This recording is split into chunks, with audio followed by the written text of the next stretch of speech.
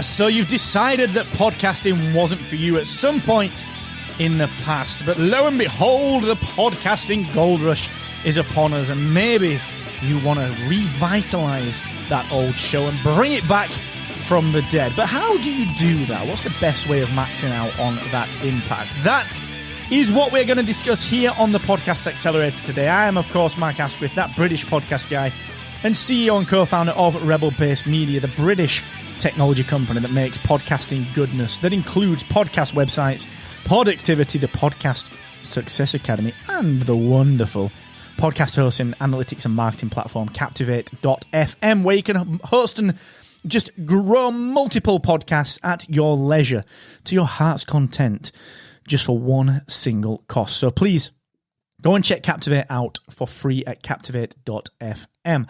So like I said, you decided podcasting wasn't for you, but maybe you'd already created a show and now you want to give it another go. You want to pick it back up and dust it off. Let's dig into how you can do that. And I'm talking explicitly here for people who have maybe had a show in the past. So I'm not talking for people that are thinking, well, I want to create a new show. No. You guys know what you're doing. You just launch a new podcast.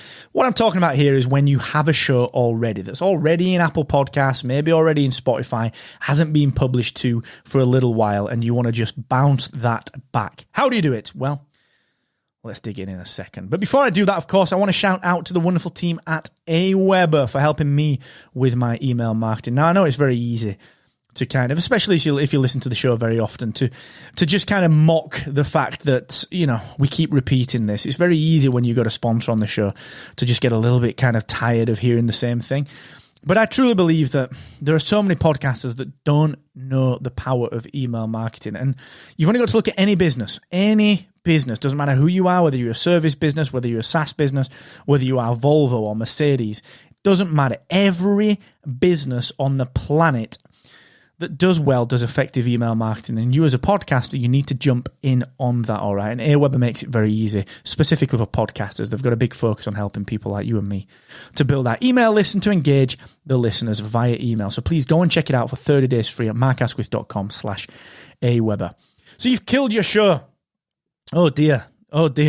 Wasn't quite for you, but you still got your show live. You know, it's kind of still in the ether. It's out there on Apple Podcasts, but you want to bring it back. Ding, ding, ding.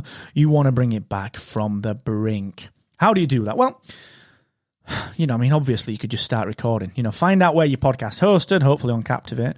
Wherever it is, you know, log into your hosting platform, stick a new episode on, and just carry on. You could just, you know, you could easily do that. There's nothing wrong with that. You just fire it up, do a recording, and off you go. But that's not like the best way of doing it. That's not the most impactful way of doing it. There's a lot more that you could do to help yourself and to help your listeners, all right? So, you know, podcasting technology changes, it moves, it shakes, it kind of tweaks itself, it upgrades. We're always getting new fancy stuff that we can use to market our show. And I think when you're relaunching a show or when you're coming back to a show that's a little bit older, you know, you want to be looking at where are the gaps, you know, where are the gaps in the technology? What have I missed out on? So, you know, as an example, maybe you had a show that you just let drop off and you're hosting on Captivate. We recently launched a single subscription link. Maybe you're not using it for that show, so you need to tweak the marketing. And I think that's where you need to start. You know, you need to look at what you put out there, assess the content. Is that still good enough? And does the tech marry up to it? You know, the subscription links, are they all up to date? Is everything clear? Could I market this thing today if I wanted to? Could I get people technologically subscribed to it if I really wanted to? You know, get all those ducks in a row first of all. But I think the other thing that you've got to do is you've got to look at it through your own lens. Like, why did you stop doing this? Like, was it time? Did you not care about the content? Was it too hard? Was it much harder than you thought it was going to be?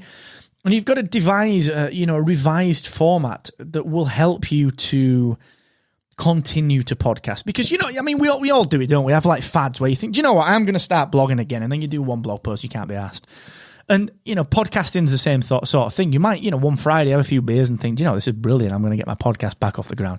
Saturday morning, you're fired up, record an episode, and then boom, the week after, can't be bothered again.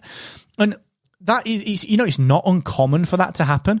So I think if you've got to make something stick, you've got to find a format and a revision of this old show that really, really works for you. Because if you tread the same path, if you make the same mistakes, or you know, undertake the same tasks as you did previously, there's a high chance that you're just going to lapse again, and you're just going to churn and you're going to pod fade. So that's what I would say is, look at why you stopped before, because, those reasons will probably still exist. How can you mitigate those circumstances? How can you get around them whilst still producing something that yourself and your listeners are going to love? Okay, so just consider that as the first thing. The next thing you got to do is you got to decide, actually, look, can I record a new trailer, 90-second trailer that takes advantage of the newer technology that's out there now, the new tags that we can use to actually define that an episode is a trailer, but also various things like the fact that the podcast industry is now so much bigger, so there's so much more choice for listeners. It's got to be easier for you to stand out. And if you've got a good quality trailer, that's going to be much easier to market. You can just say, go and listen to the trailer, get a feel for it. If you like it, all right, go and subscribe. So all of this stuff is important, okay? So you've got to go back, maybe devise a trailer. If you want to know how to make a trailer, go to markasquith.com/grow.